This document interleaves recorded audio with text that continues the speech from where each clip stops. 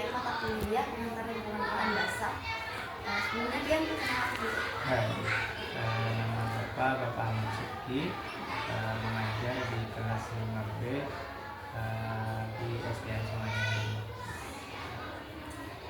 Kita langsung ke pertanyaan pertama.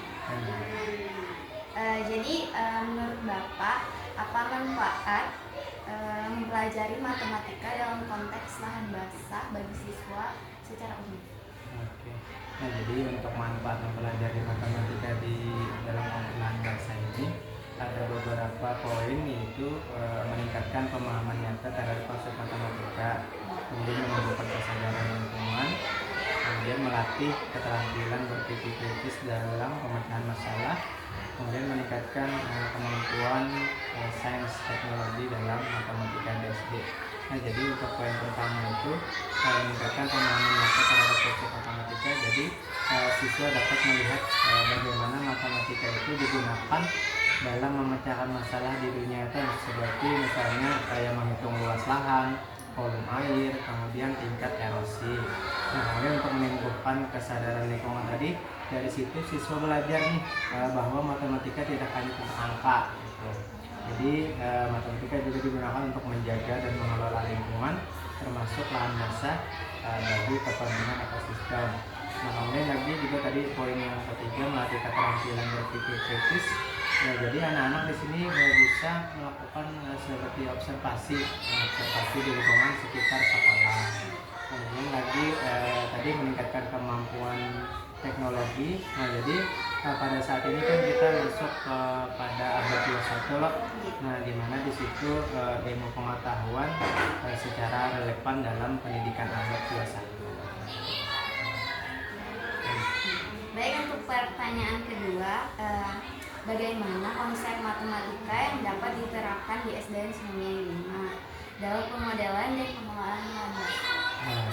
Nah, jadi biasanya di SDN Sungai 5 ini, karena sekolah ini sekolah adiwiyata.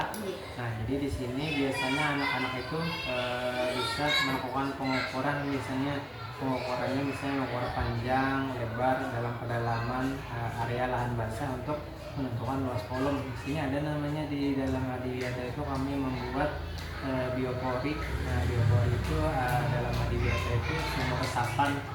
Jadi anak-anak disuruh menggali lubang, kemudian diberi pipanya itu dilubangi juga. Habis itu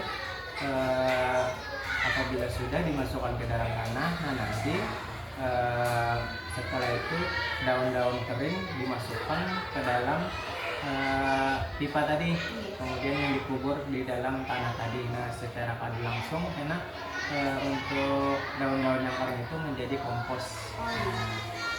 Itu yang biasanya kami lakukan di sekolah ini. Baik, pertanyaan ketiga, apakah ada proyek yang melibatkan matematika dalam pengelolaan lahan basah yang dijadikan contoh inspiratif di lingkungan SDN Sungai 5? Biasanya kalau di kelas, pada khususnya kan di kelas 5 nih, kami belajar IPAS, ilmu pengetahuan alam dan sosial.